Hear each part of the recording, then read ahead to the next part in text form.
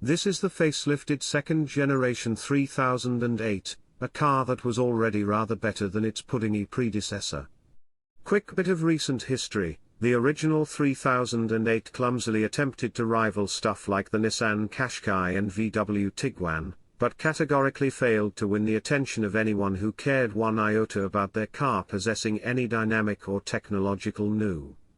From the outside it's a truly striking thing, and the facelift has brought a new frameless grille similar to that of the 508 saloon, as well as aggressive lights at the front and rear, and slots in the front wings that seem to bleed from the front grille. Early offers of the two-tone color scheme that aped the 308 GTI hot hatch appear to have been rescinded, though. In its place is a brand new black pack styling option, all badges, spoilers and wheels darkened down, for the top-spec GT and GT Premium trim levels. If you go for nighttime everything, it's a properly interesting pack, as far as lightly practical family-style cars go. And on that front, it's a 5-seat family car that sidesteps many of the SUV tropes very nicely. Practical, but not enormous. Stylish, but not self-consciously so. Inside, the wow factor only strengthens.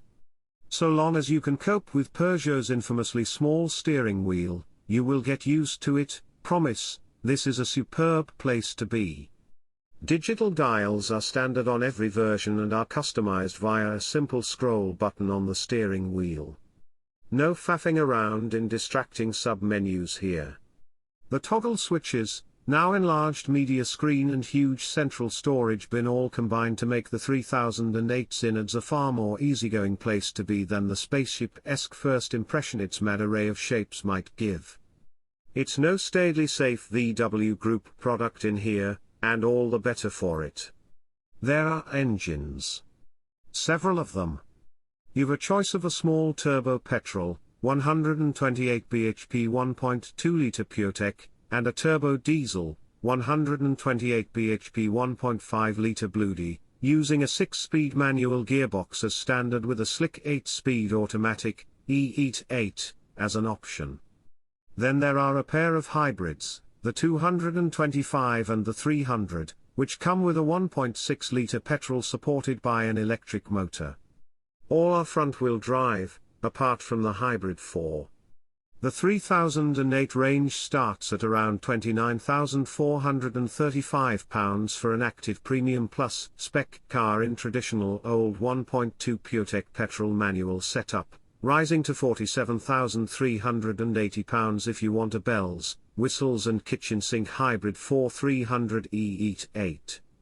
Yep, an almost £50,000 Peugeot. The 3008 makes its extra size and height feel genuinely useful though, and with its surprisingly low curb weight and lithe handling, it's not hamstrung by its additional heft over a Peugeot 308. It offers so much more than a 308, in fact, its interior and wealth of tech are particular highlights. Facelifted versions are decidedly handsome too. That dinky steering wheel lends this car sharp reactions, but they feel entirely natural, and you can carry uncanny speed into corners if you so desire. Equally, this is a car with a truly relaxed gait when you just want to mooch around with the cat paw massage function softly prodding away at your back muscles. This is where the 3008 is likely to win most sales.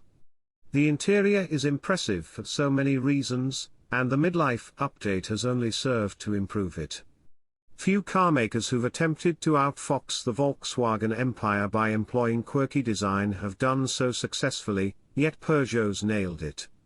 The dashboard looks spectacular but, nearly, everything works properly, and it's laid out with plausible sense given how wild it looks on first impression. The exception, mind, is the squirreling away of the climate controls within the slightly laggy but now larger 10-inch touchscreen, with no simple back button to CarPlay, sat-nav or radio once you've adjusted the temperature. Instead an awkward 3-finger press gets you to the home screen. The materials are all high quality, there's a more arresting mix of shapes and colors. You're shopping for an SUV, after all, the 3008 offers exactly that, Supported by fantastic seats with a swathe of massage functions if you're buying higher up the range. It's a proper premium product in here. Cavernous and with an abundance of genuinely useful storage bins, too. Peugeot has used this facelift to streamline the 3008's trim levels slightly. Active Premium is now the most basic spec. The next rung on the ladder is a low premium, which comes with more than enough tech for a big family car. Top spec GT and GT Premium cars come fully loaded with leather interiors and 18 or 19-inch wheels respectively.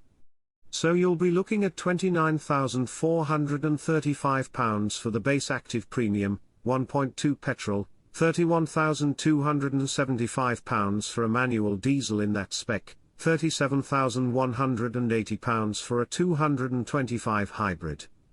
Among the options are just about every driving aid you really need on a small SUV in the early 2020s, right up to 4WD aping grip control system to help you negotiate snow and gravel, and the like if you don't want to shell out for the in-reality AWD car.